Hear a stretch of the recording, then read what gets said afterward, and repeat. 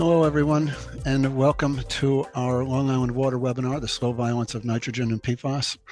I am Doug Wood. I'm the Associate Director of Grassroots Environmental Education, and I'm the Project Manager for the Long Island Water Campaign. So thank you all for being here today. We chose the name of this webinar because of the slow violence that nitrogen and PFAS are doing to our water in and around and under Long Island, including Long Island Sound. These things are a concern for any area, of course, but they're of particular concern for coastal areas like ours, where local economies are often tied to our proximity to the water.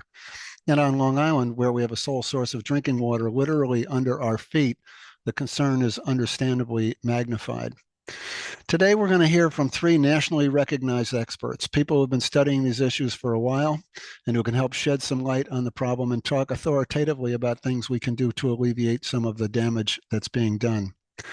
I've put the bios of our speakers up on the webinar page at liwater.org, so I'm not going to spend a lot of my time reading, except for what I'm doing now, of course, but I really want you to hear what our speakers have to say.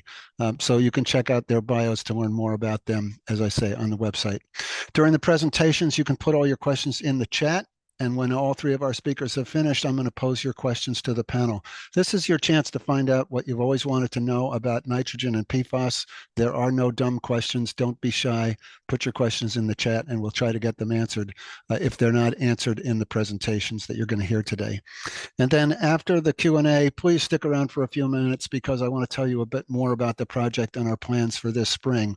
We're going to be asking for your help in reaching out to everyone in Nassau, Suffolk, and Westchester counties who has a lawn, which is to say a lot of people.